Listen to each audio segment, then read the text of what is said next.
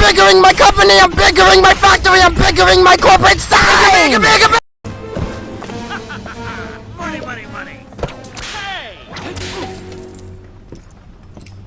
Hi guys, it's me, Brie Larson here with my YouTube channel that only exists because I was in a fucking Marvel movie.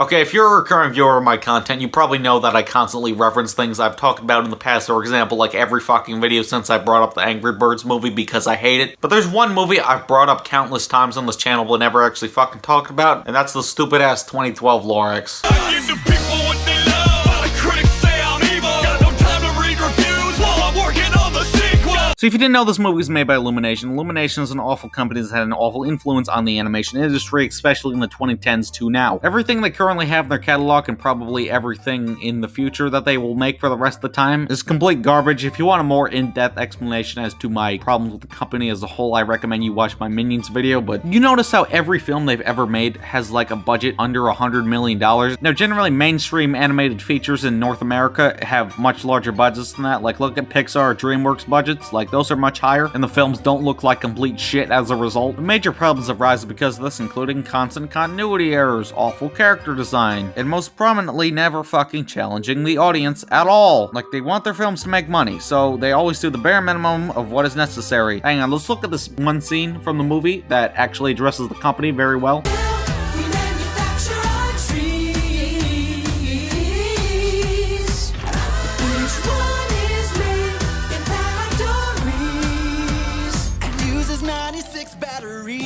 Okay, so they say it takes 96 batteries, even though that's like 27, I think. Like, these things are constantly present. You can look at that for 4 seconds and know that it's not 96 when they said it's not 96. Like, why actually make 96 battery assets? Nope, can't do that because that would take more time and effort. Gotta rush this out as quick as possible. You gotta give them credit. They actually know how to analyze spreadsheets and make a fuckload of money. Like, they're actually really good at that. But nope, I guess people are too busy XDing Minions to see what the problem with the company is. So the Lorax 2012 is a big pile of pee and is being heavily criticized by me, Dr. X Henry. I'm sorry, my rhyme's bad. Well, it's better than any of the songs in this movie. Now, the songs are all abysmal. They're kind of hilariously awful in retrospect. Like, trust me, it's not Doug Walker the Wallbat or anything, but like, all what they do is like, oh hey, let's just come up with one phrase and then just fucking repeat it over and over again with some stupid and unfunny alteration. Like, how bad can I be? Okay, boom, we got a fucking lyric. How are we gonna alter that and not be funny at all? Hey, yo, Ed Helms, what should we do? I don't know, man. I'm too busy shooting the fucking shitty scenes of The Office. How about Puppy? Boom, okay. It works. Just look at me petting this puppy. Even though it's a fucking bear, which can follow in a ton of unfunny bullshit shenanigans. And the movie thinks it's so hilarious, but it's not. It's just fucking insufferable. And generally so bad it's good at some parts. Like Frozen 1 has the same problem where they just get random comedic pauses during songs. It just results in them having a really bad flow. I think some company's overdue. I've started talking to the pictures on the walls. Hang in there, Joan. Like stop fucking doing that. I like the song. We don't need these stupid comedic pauses. Do you want to build a snowman? It doesn't have to be a snowman. This is my own private domicile and I will not be harassed.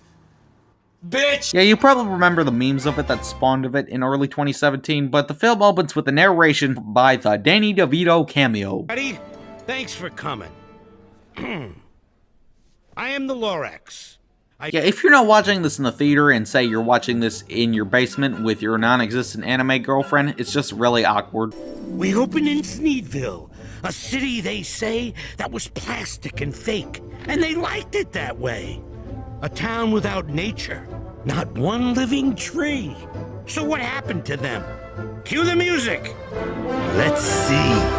Okay, cue the music, even though it already fucking started. Also, why does the sign turn on when the sun comes up? But then we get our painful and stupid musical number, which establishes all the wacky quirks of the location, which most of the movie isn't even fucking set in.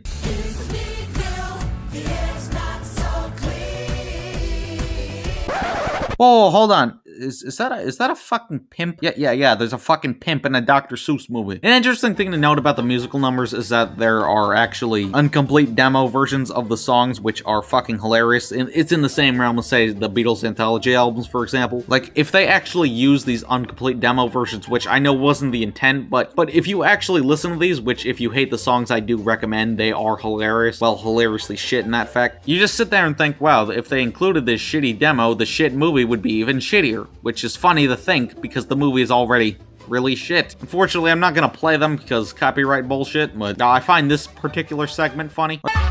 Everyone round here works for me. I said there's something they should get for free. Like, why does O'Hare sound like a drug dealer? What the fuck? Were they high when they made this and just got him to do it because they didn't have anyone else? But these songs are so obnoxious and lazily written. It feels like shit straight out of Radio Disney, but in a mainstream animated film. But again, they are mind-blowingly insulting. But the opening theme establishes the location of Thneedville, which is a city that's entirely reliant on manufactured oxygen. And it fails from not being funny, and again, the film doesn't take place in the location. Well, for the most part anyway. Like, the South Park movie actually has a funny opening song which establishes a location and could actually fit in a PG movie. Where do we get introduced to our kind of main character who's like, what, like fucking 10? And he sounds like a fucking 40-year-old? Oh, hey, Audrey. Hi. But he's horny as fuck for this girl, and she wants trees to be a real thing again. Yeah, you know, an interesting thing to note is that these characters are voiced by Zac Efron and Taylor Swift. You know, a famous singer and an actor who has starred in a large quantity of musicals prior to this. Yeah, they don't have musical numbers, which is a perfect opportunity to make money. Like, why wouldn't you do that? Oh no, they would lose money because they have to pay them, never mind. Yeah, you know, this also is a good time to address another major problem with the company. Like, all the voice acting, like, it's always bad. It's not insufferable or anything, but it just has so many unnecessary celebrity voice actors. It's just like, including a celebrity voice, just be like, hey you, yeah you, hey, you want your kids to shut the fuck up for an hour and you like Kevin Hart? Then oh boy, do we have the movie for you. I got bras in Atlanta. Twist the rope, drink a Fanta. Oh, there's a man standing on the bridge. What? Yes, he looks like... Are you? Nice to meet you. But it looks like he may commit suicide. Suicide is badass. See, and it fucking works. But Taylor Swift still wants trees to be a thing, so Zac Efron gets really fucking horny. He decides that he could probably win her over if he were to somehow get one. That's his motivation for wanting trees to be a thing again, not because he's interested in the environment or he wants to study them or something. Nope, his motivation is that he wants to fuck some ginger, and that is incredibly weak motivation. Or actually, if you listen to the soundtrack on the Thneedville demo, he goes into his own verse about, like, he wants something called a Who's It, which I can assume is like some toy or something by the lyrics. It's not exactly clear what it is because it's not in a visual medium. But hey, I guess it's better than what originally was intended, I guess. But then we get introduced to plenty of other stupid characters, like, most notably, Aloysius O'Hare, the man who found a way to sell air and became a zillionaire. And I'm so glad that they made him have dwarfism. We really don't get enough midget representation in Hollywood. And I bet if he tried to fucking build houses on the Arctic, a polar bear would come to Thneedville and try to stop him. So anyway, horny Zac Efron leaves the Thneedville property and like, what, you're telling me no one leaves the city? What the hell? Why does it look like Chernobyl out here? Is this what happens if Trump wins the election again? No, I do not support Trump. Why not? Because he is just a loser that is gay and has no life. Why do you think that? Because, do you see his haircut? But then he goes to the Onceler to hear the actual fucking story from the book, which proceeds in the big problem of it sometimes cutting back for some reason. Oh wait, filler's the reason, never mind. I understand why it's in the first and third act, but why randomly interrupt the second for more filler shit that you probably forgot is in the movie? But we get introduced to the flashback Onceler, and he is fucking insufferable. First of all, why do they show his face? The commentary in the original story relates to how this type of situation could happen to anybody. They don't show his face because his face be yours. Like, it's a well-executed message in the original, plus it hides all the ways that you could be creative and funny by not showing his face. But this iteration of the character is a cool guy with a fucking emo haircut and wears fedoras and tight clothing and smokes Thneed every day and plays electric guitar even though there's never a fucking amp in all the scenes where he plays electric guitar. Like, the original book came out in 1971, and unless this is set in the far future, the stereotype wouldn't exist. Yeah, you know, I think it's actually a good time to establish the internet's weird obsession with a character. And yeah, I know that shit's common, but not with Illumination characters, but he's just really popular online for some reason. Wait a second. I know why you guys like him so much. You wanna fuck him, don't you? Few moments later.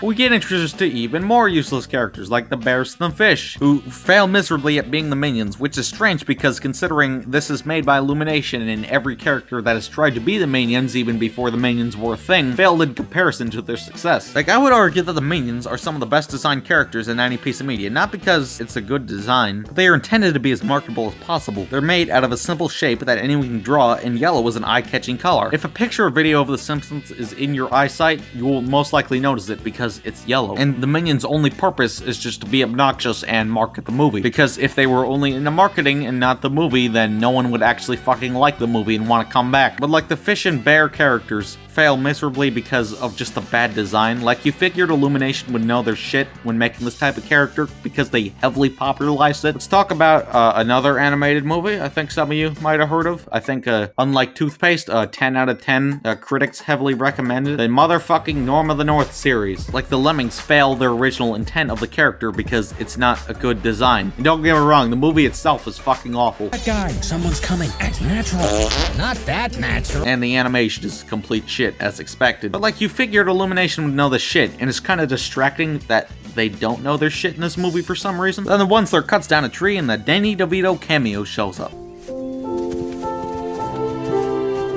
Okay, well that actually makes sense. It fits the spirit of the book. It's not in it, but it makes sense. That's a fitting change. Maybe they actually figured out how to tell a fucking story.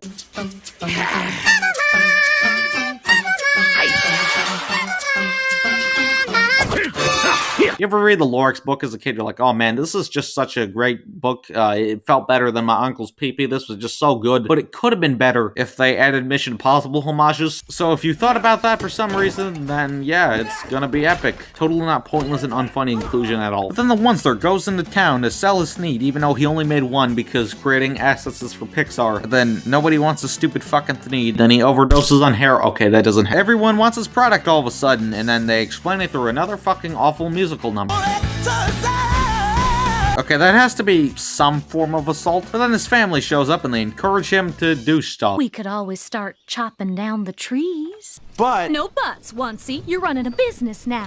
You have to do what's best for the company and your mama. Yep, the fact that his family pressures him into cutting down the trees is against the original commentary of the book. Like, his decision to increase the business regardless of how he's heavily aware of the awful negatives actually makes him an interesting character because it's supposed to be a cautionary tale, bad decisions. But then instead of watching the slow progression of all the trees get cut down, they just do it over like another shitty fucking 4-minute musical number. oh, mine.